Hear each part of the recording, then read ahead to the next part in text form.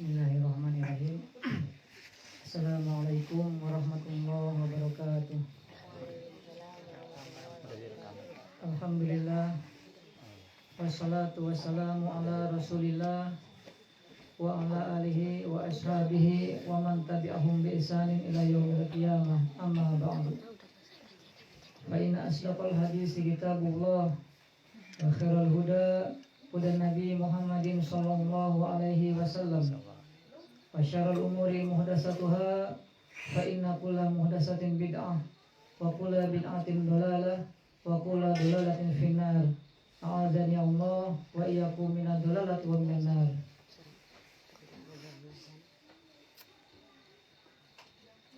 Seperti biasa pada waktu ba'da syahur sebelum subuh kita akan melanjutkan kajian tauhid yang sebelumnya sudah dibahas, yaitu kemarin sore pada asar. Kita masih pada bab pertama, yang mana bab ini dan bab-bab seterusnya merupakan tafsir ataupun uraian dari bab-bab sebelumnya. Bab ini yaitu bab termasuk kesyirikan, memakai gelang, memakai tali, ikatan, cincin, dan sejenisnya. Yang dimaksud mengangkat bala yang sudah turun. Lirofi yaitu mengangkat bala, artinya ketika bala sudah turun, maka diangkat. Atau menolak dan mencegahnya supaya bala tersebut tidak masuk. Ini bab tentang kesyirikan dalam hal itu. Kenapa syirik?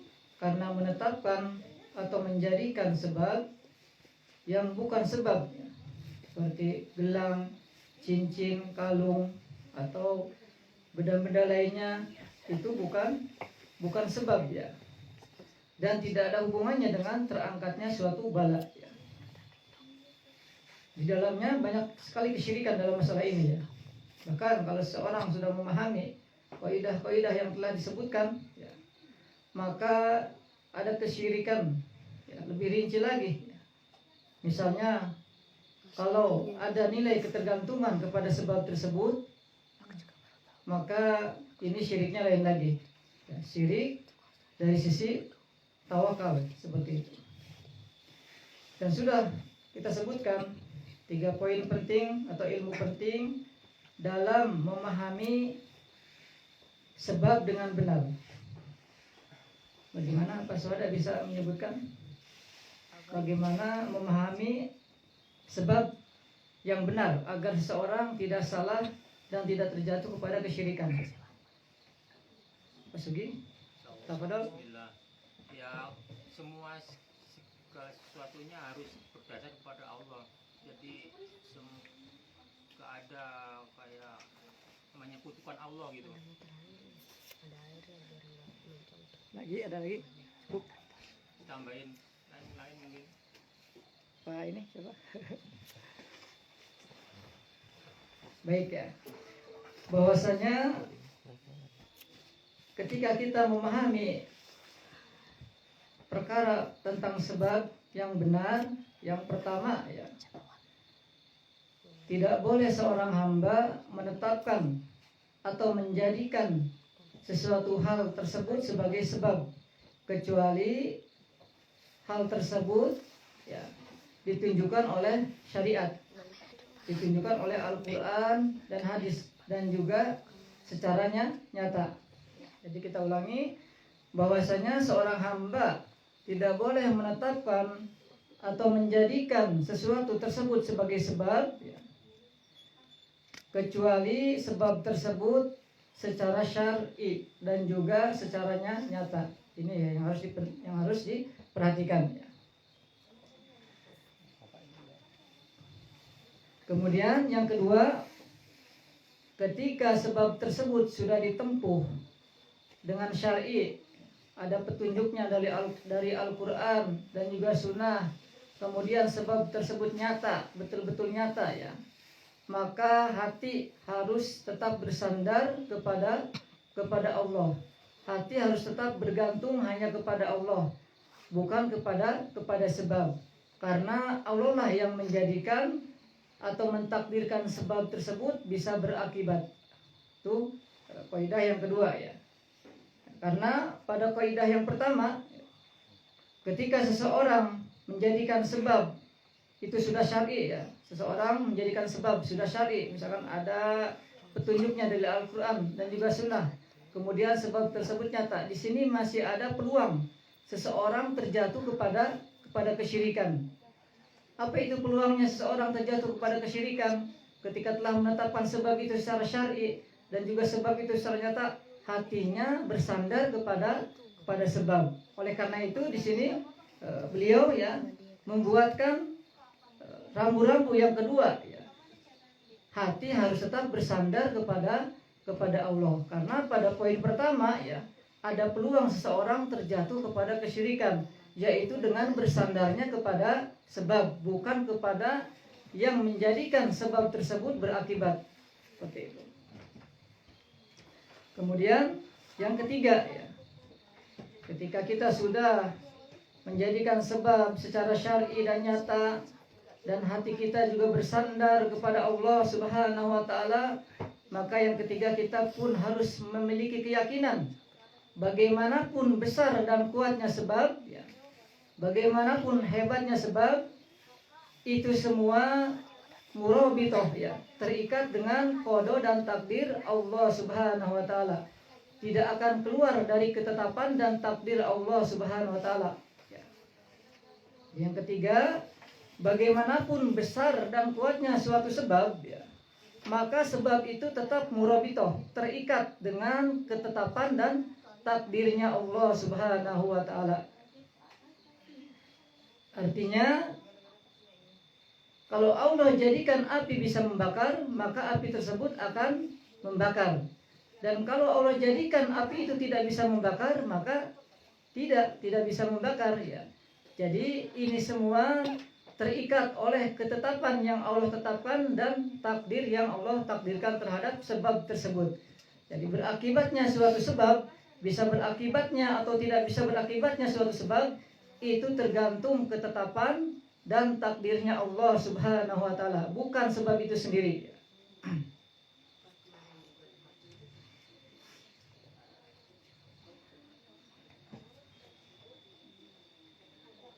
Nah, dari sini ya, dari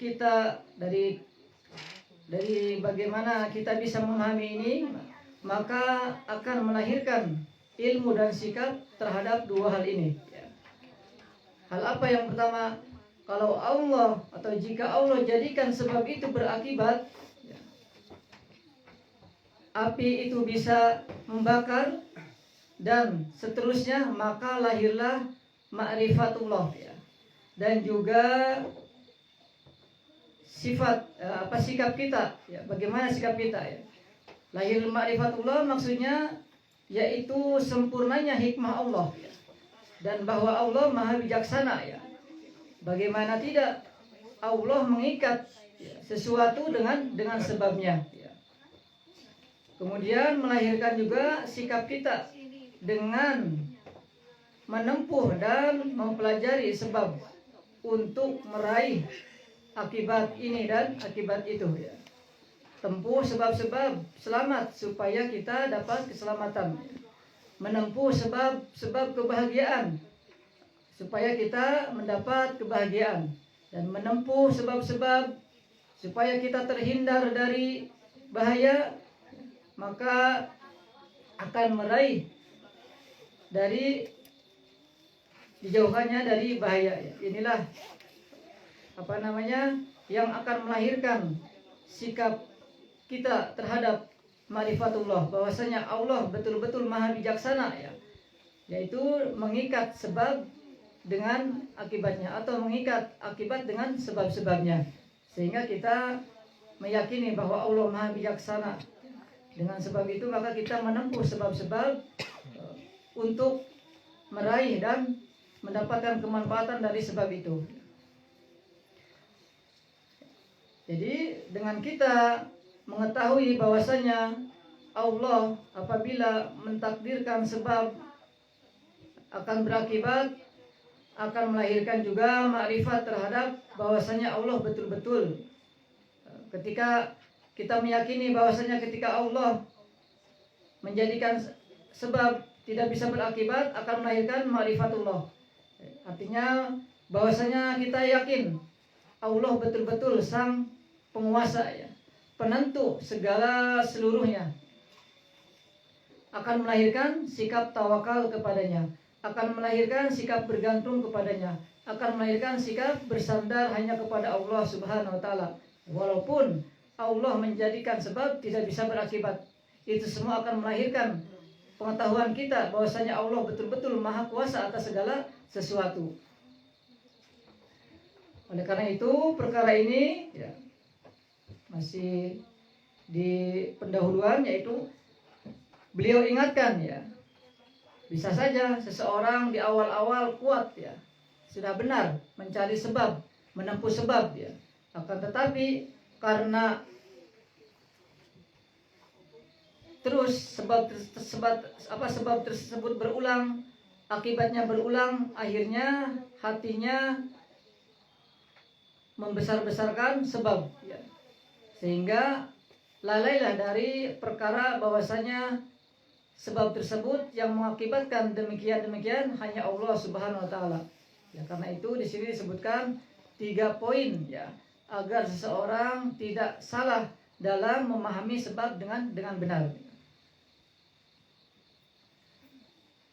Ketika seseorang menjadikan sebab dan juga sebab itu syar'i, kemudian nyata, ya, dan hatinya bukan bersandar kepada Allah, bersandar kepada sebab, ini terjatuh kepada kesyirikan. Lebih-lebih ketika seseorang menjadikan sebab yang bukan sebab, kemudian dia bersandar kepada sebab tersebut, ya. Kepada sebab yang syar'i saja seorang tidak boleh bersandar, apalagi kepada sebab yang bukan sebab. Seperti bersandar kepada gelang atau cincin, kalung, atau pusaka-pusaka lainnya. Ini jelas sebab yang tidak dijadikan sebab, ya. Kepada sebab yang syar'i saja kita tidak boleh bergantung, bersandar, apalagi kepada sebab yang bukan sebab. Kemudian beliau urai, ya, dari pendahuluan sebelumnya. Idza ulima dzalika faman labisal halaqah awil khayd awinahuhuma qasidan bidzalika raf'al bala ba'da nuzulihi aw daf'uhu qabla nuzulihi faqad asyraka. Apabila telah diketahui yang demikian, yaitu tentang memahami sebab dengan benar, maka barang siapa yang memakai gelang atau tali, ikatan-ikatan, atau bungkusan-bungkusan, ya, bukan bungkusan nasi kuning, ya, tapi bungkusan jimat atau apa lagi lah semacam itu, atau sejenisnya, dengan maksud untuk mengangkat bala, ya, menghilangkan bala ba'da nuzuli, setelah bala tersebut turun, audafuhu qabla nuzuli, atau mencegah atau menolaknya agar tidak turun, maka terjatuh kepada kesyirikan. Jadi seseorang memakai gelang atau cincin dan sejenisnya dengan tujuan mengangkat bala atau menolaknya, mencegahnya, maka terjatuh kepada kesyirikan. Di annahu ini ataqada annaha hiya ad-dafi'ah ar-rafi'ah fahadha syirkul akbar. Bahasanya jika dia meyakini, ya, bahwa benda-benda tersebut, ya, yang dijadikan sebab padahal bukan sebab, bisa menolak atau mengangkat bala, maka jelas ini syiriknya syirik akbar, ya. Kalau tadi hanya sebatas maksud saja agar dia bisa mengangkat bala, ya, atau menolak bala, ini disertai dengan keyakinan. Maka ketika disertai dengan keyakinan bahwasanya benda-benda tersebut bisa mengangkat bala atau menolak, mencegah bala, maka terjatuh kepada syirik akbar. Bagaimana caranya supaya hilang bala? Maka pakai ini, pakai itu, terus dan seterusnya. Bagaimana menolak atau mencegah bala supaya tidak turun? Pakai ini, pakai itu. Ya, ini adalah bentuk-bentuk dari kesyirikan. wa huwa syirkun fi rububiyah haitsu itaqada syarikan Allahi fil khalqi wa tadbir. Dan ini kesyirikan di dalam rububiyah Allah Subhanahu wa taala. Haitsu itaqada syarikan, di mana dia meyakini ada sekutu bersama Allah di dalam penciptaan dan pengaturan. Ketika seorang meyakini bahwasanya benda-benda tersebut bisa mendatangkan ini, menyembuhkan ini, membuat begini, membuat begitu, dia sudah terjatuh kepada kesyirikan rububiyah, yang mana hanya Allah lah semata yang menciptakan, yang mengatur, yang mengurus, dan seterusnya. Ketika seorang hamba menjadikan benda-benda seperti itu, maka dia terjatuh kepada syirik rububiyah. Syirik rububiyah. Wa syirkun fil ubudiyah, dan juga kesyirikan di dalam ubudiyah. Haitsu ta'alluhu lidzalika, di mana dia tunduk terhadap benda-benda tersebut, ada ketundukan, ya. Wa allaqa bihi qalbahu ta'man wa raja'an linafi, dan juga hatinya dia bergantung, ya, kepada hasrat dan harapan untuk mendapatkan kemanfaatan dari benda tersebut. Ini syirik ubudiyah, yang mana dia secara tidak sadar telah memberikan ibadah berupa harapan dan hasrat kepada benda-benda tersebut, bukan kepada Allah Subhanahu wa taala. Maka ini jelas terjatuh kepada syirik ubudiyah, syirik dalam beribadah kepada selain Allah. Yang seharusnya rasa harap dia, rasa tawakal dia, rasa hasad dia serahkan hanya kepada Allah Subhanahu wa taala, malah dia diserahkan kepada benda-benda tersebut. Lebih-lebih benda-benda tersebut benda yang tidak dijadikan sebab oleh syar'i dan juga tidak nyata, ya.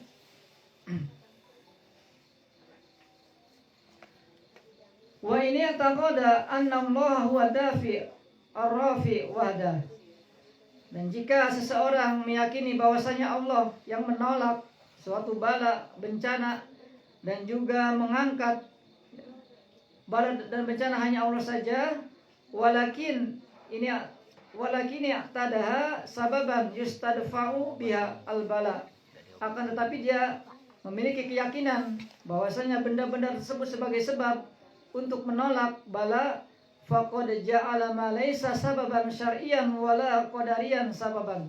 Maka sungguh dia telah menjadikan yang bukan sebab, ya, sebagai sebab, ya. Yang bukan sebab syar'i sebagai sebab, dan juga yang bukan sebab nyata sebagai sebab. Maka apa? Wa hadza muharramun wa kadzibun ala syara' wa ala al-qadar. Maka ini adalah suatu keharaman dan juga kedustaan terhadap syariatnya Allah Subhanahu wa taala. Seseorang menjadikan sebab, ya, walaupun dia meyakini bahwa itu hanya sebagai sebab, bukan yang mendatangkan manfaat, bukan pula yang bisa menyembuhkan dan menolak bala, akan tetapi dia hanya meyakini bahwa itu sebagai sebab, maka ini adalah sebuah keharaman dan kedustaan terhadap syariat dan juga terhadap takdir, ya. Bagaimana tidak dikatakan kedustaan kepada syariat, ya, yang mana Allah Subhanahu wa taala sendiri tidak menjadikan hal tersebut sebagai sebab, ya. Ini adalah kedustaan terhadap syariat, terhadap Allah Subhanahu wa taala. Dan hakikatnya benda tersebut bukan sebagai sebab, ya. Bukan sebagai sebab, ya. Dilihat dari berbagai sisi, ya. Oleh karena itu perkara ini bisa mendatangkan atau terjatuh kepada syirik asghar, ya. Sebagaimana hadis Rasulullah SAW, man alaqa tamimatan faqad asyrak. Barang siapa yang menggantungkan tamimah, maka dia terjatuh kepada kesyirikan. Di sini bisa terjatuh kepada syirik akbar ataupun kepada syirik asghar, ya. Apabila dia hanya menjadikan sebagai sebab saja dan meyakini bahwasanya Allah yang menolak atau yang mencegah, maka dia terjatuh kepada syirik asghar karena menjadikan sebab yang bukan sebab dan juga tidak nyata. Akan tetapi apabila disertai dengan keyakinan bahwasanya benda tersebut bisa mewujudkan begini dan begitu, bisa menolak ini dan itu, maka dia terjatuh kepada syirik akbar. Dan juga terjatuh kepada syirik akbar bisa kepada syirik rububiyah dan juga syirik uluhiyah, yang mana bahwasanya Allah lah satu-satunya pencipta, pengatur, pemberi, ya. Maka ketika dia meyakini itu terjatuh kepada syirik akbar rububiyah. Dia meyakini benda tersebut bisa mengatur begini begitu, terjatuh kepada syirik rububiyah. Dan juga dia terjatuh kepada syirik uluhiyah, yaitu mempersembahkan jenis ibadah kepada selain Allah, kepada benda-benda tersebut. Padahal rasa harap, rasa takut, dan juga rasa hasad hanya kita serahkan kepada Allah Subhanahu wa Ta'ala. Oleh karena itu berarti dia telah terjatuh kepada syirik uluhiyah, selain juga syirik akbar.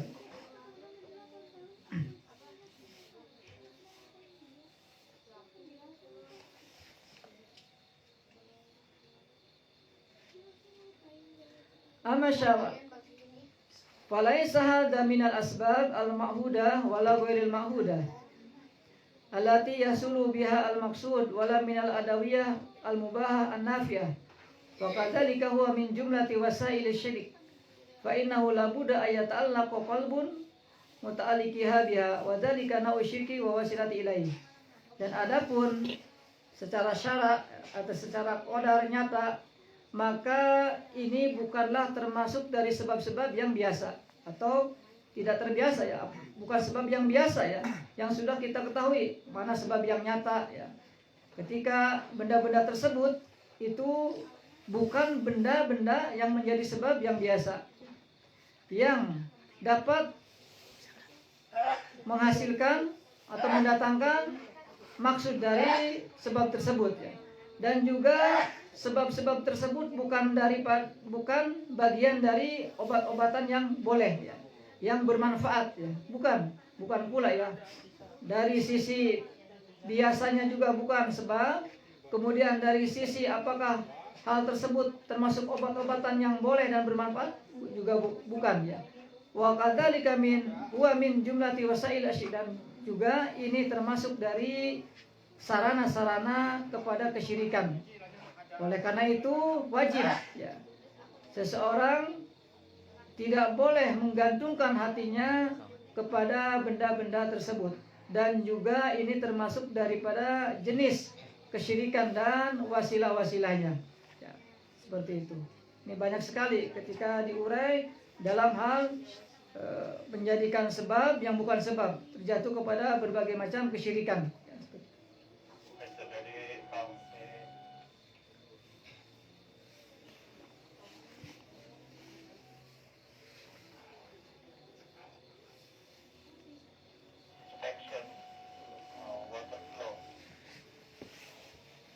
فإذا كانت هذه الأمور ليست من الأسباب الشرعية التي شرعها على لسان نبيه, maka apabila perkara-perkara ini, yaitu memakai gelang, memakai cincin, memakai ikatan-ikatan, bukan daripada sebab-sebab syar'i yang Allah telah syariatkan kepada lisan Nabi kita Muhammad alaihissalam, dan juga allati yutawassalu biha ila ridaillahi wa sawabi, yang mana sebab-sebab tersebut, ya, tidak menjadi wasilah dengan sebab tersebut untuk meraih keridhaan Allah dan pahalanya Allah, wala minal asbabil qadariyah allati qad ulima aw yujriba nafuha mislu al adawiyah al mubahah, dan juga sebab-sebab tersebut bukan termasuk sebab-sebab yang nyata yang sudah diketahui, ya. Tidak bisa, yang mana sebab nyata itu bisa mendatangkan manfaat seperti obat-obatan yang boleh, ya. Karena mu'tiqubiha muta'alliqan qalbu, dan juga dia hatinya tergantung dengan sebab tersebut, ya, dan berharap dari kemanfaatan sebab tersebut. Fayata'ayyanu 'alal mu'min tarkiha, maka hendaknya seorang mukmin meninggalkan sebab-sebab tersebut, ya. Ketika sudah diketahui bahwa sebab tersebut bukan sebab syarak, yang juga tidak dicontohkan oleh Rasulullah SAW, dan juga sebab tersebut bukan menjadi wasilah mendapatkan keridhaan dan pahala dari Allah Subhanahu wa Ta'ala, dan juga sebab tersebut, ya, tidak diketahui bisa menjadikan sebuah obat yang bermanfaat, ya. Dan juga dengan sebab tersebut bisa tergantungnya hati seorang kepada sebab tersebut, maka sewajibnya bagi orang mukmin untuk meninggalkan hal tersebut. Wa yutimma imanuhu wa tauhidu, agar sempurna iman dan tauhidnya ketika kita sudah mengetahui itu semua, ya. fa innahu law tama tauhiduhu lam yata'alluq qalbuh bima yunafi. Maka jika tauhid seseorang itu sempurna, maka hati dia tidak akan tergantung kepada sesuatu yang menafikan tauhid ya. Ketika kita sudah mengetahui ya, dengan benar tauhid, maka hati kita tidak akan tergantung kepada sesuatu yang akan mencacati tauhid ya. Wa dzalika aidon naqsul fil aql, dan juga perkara tersebut apabila dilakukan oleh seseorang maka mengurangi di dalam akalnya, mencacati di dalam akalnya. Aisu ta'alluqu bi ghairi muta'alliqin, yang mana dia bergantung kepada tempat yang bukan bergantung. Dia bergantung kepada benda-benda tersebut, baik itu gelang, cincin, jimat dan lainnya, itu adalah bukan tempat bergantung, menunjukkan cacatnya akal seseorang tersebut ya. Wala nafi biwajhi minal wujuh bal huwa darun mahd. Bahkan tidak ada manfaatnya dari berbagai sisi. Tidak ada sama sekali, baik dari sisi ilmiah ataupun sisi lainnya, tidak ada manfaatnya. Bahkan ini suatu doror, suatu bahaya yang nyata. Yang nyata, bahaya yang nyata terhadap akidah seseorang ya.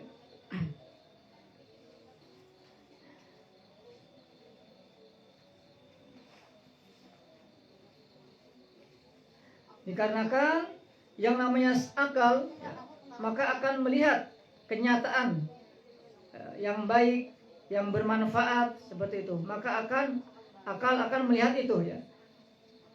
Sehingga ketika seseorang menjadikan itu sebagai sebab ya, dan meyakininya, maka akalnya rusak ya. Akalnya rusak. Bahkan bukan hanya rusak akalnya, agamanya pun rusak. Kenapa? Karena adanya ketergantungan hati kepada benda tersebut, kepada sebab yang bukan sebab tersebut. Dan ini juga bisa menjadikan kesyirikan asghar, bahkan kesyirikan akbar. Ini dari penjelasan pendahuluan yang disebutkan oleh Syekh terkait dengan hukum-hukum sebab ya. Sehingga dari kesimpulan tentang masalah ini, kalau Allah jadikan sebab itu berakibat, maka lahirlah ma'rifat dan amalan. Dan juga kalau Allah jadikan sebab itu tidak berakibat, maka akan juga melahirkan ma'rifat dan amalan. Ma'rifat apa? Ketika kita meyakini bahwasanya ketika Allah menjadikan sebab berakibat, yaitu yakin akan hikmah Allah Subhanahu wa taala. Allah betul-betul Maha bijaksana, sebab mengikat segala sesuatu dengan sebabnya, agar supaya kita menempuh sebab-sebab tersebut ya. Dan juga akal kita mempelajarinya, melihatnya seperti itu, sehingga menimbulkan pula ya, lahir sifat lahir ya. Lahir sikap semakin bersyukur kepada Allah Subhanahu wa taala ya. Semakin mentauhidkan Allah, semakin mengagungkan Allah ya, karena Allah lah yang menjadikan sebab tersebut bisa berakibat. Kemudian juga kalau Allah tidak menjadikan sebab itu tidak berakibat ya, itu hak Allah, kembali kepada Allah ya. Allah lah yang maha kuasa atas segala sesuatu. Akan tetapi dari sisi kita ya, itu akan melahirkan ma'rifat, bahwasanya kita akan yakin Allah betul-betul maha kuasa atas segala sesuatu. Seluruhnya ada di tangan Allah, ada di takdir Allah Subhanahu wa taala. Dan juga semakin bersandar kita kepada Allah, semakin bergantung kita kepada Allah ya. Disitulah kesempurnaan tauhid ya. Ketika Allah tidak menjadikan sebab itu tidak berakibat, dan seorang hamba betul-betul ya,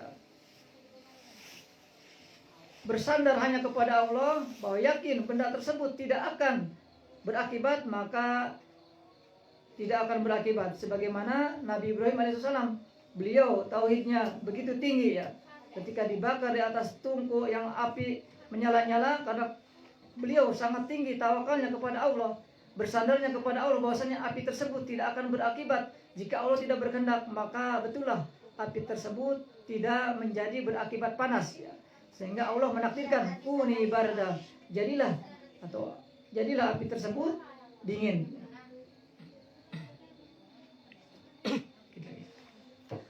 Wa syara mabnahu ala takmilil adyan al-khalqi, dan agama dibangun di atas kesempurnaan agama makhluk ya. Jadi agama ini tujuannya membangun kesempurnaan agama makhluk, agama hamba. Dengan cara apa? Binadbil wasaniyat wa ta'alluqu bil makhluk, yaitu dengan cara melepaskan, meninggalkan berhala-berhala dan ketergantungan hati kepada makhluk ya. Jadi hati kita tidak boleh bergantung kepada makhluk. Walaupun makhluk itu memiliki kedudukan yang agung di sisi Allah, seperti para malaikat atau para nabi dan rasul, kita tidak boleh menggantungkan hati kita kepada itu, kepada makhluk tersebut, walaupun memiliki kedudukan ya. Para nabi, para rasul, dan juga para malaikat lebih-lebih menggantungkan hati kepada benda yang tidak ada kemuliaannya di sisi Allah Subhanahu wa taala, kepada benda-benda pusaka dan selainnya ya. Kepada makhluk saja yang memiliki kemuliaan seperti para nabi dan rasul atau kepada para malaikat, kita tidak boleh menggantungkan hati kita kepada itu. Hati kita hanya bersandar dan bergantung hanya kepada Allah Subhanahu wa taala. Dan juga agama dibangun wa ala takmili ukulihim binadbil khurafat wal khuza'abalat, dan juga agama dibangun untuk menyempurnakan akal-akal hambanya ya, dengan cara apa? Dengan cara berlepas dan meninggalkan berbagai macam khurafat dan juga mitos-mitos ya. Sehingga dengan hal tersebut wal jid fil umuri an-nafi'ah, bahwasanya agama akan sungguh-sungguh untuk memberikan perkara-perkara yang bermanfaat dan juga mengembangkan akal hamba-hambanya. Al-muzakiyatul linufus, dan juga akan bahwa syariat membangun jiwa-jiwa agar supaya bersih. Al-maslahatul lil ahwali kuliah, dan juga perkara-perkara yang baik untuk umatnya. Diniyah wa dunyawiha, baik itu perkara dunia ataupun perkara agamanya. Jadi jelas ya, syariat di sini dibangun untuk menyempurnakan agama makhluk dengan cara berlepas dan meninggalkan berbagai macam berhala, dan juga meninggalkan ketergantungan hati kepada makhluk. Dan juga syariat ini dibangun untuk menyempurnakan akal-akal hambanya dengan cara meninggalkan kurofat-kurofat dan juga perkara-perkara sihir ya. Semua itu harus ditinggalkan agar akal-akal hamba itu sempurna, baik ya, tidak cacat. Sebagaimana rusaknya akal orang-orang kaum musyrikin ya, mereka menjadikan sebab-sebab yang tidak Allah sebabkan ya, yang tidak nyata, sehingga menunjukkan akal mereka rusak ya, rusak dan cacat ya. Dan juga bahwasanya syariat ya memberikan perkara-perkara yang bermanfaat ya, baik itu untuk akalnya ataupun untuk jiwanya. Dengan perkara-perkara yang bermanfaat, akalnya akan berkembang. Dengan perkara-perkara yang bermanfaat, maka jiwanya akan bersih ya. Dan juga perkara-perkara kemaslahatan, baik kemaslahatan dunia ataupun kemaslahatan akhirat ya. Selesai pendahuluan dari bab ini ya.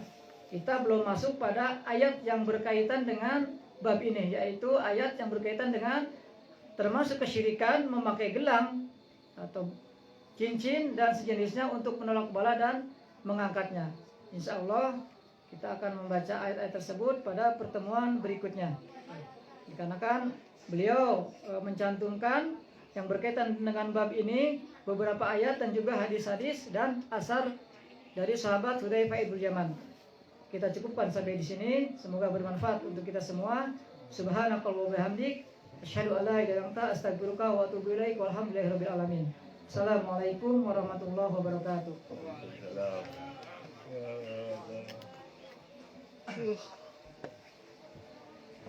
Innalillahi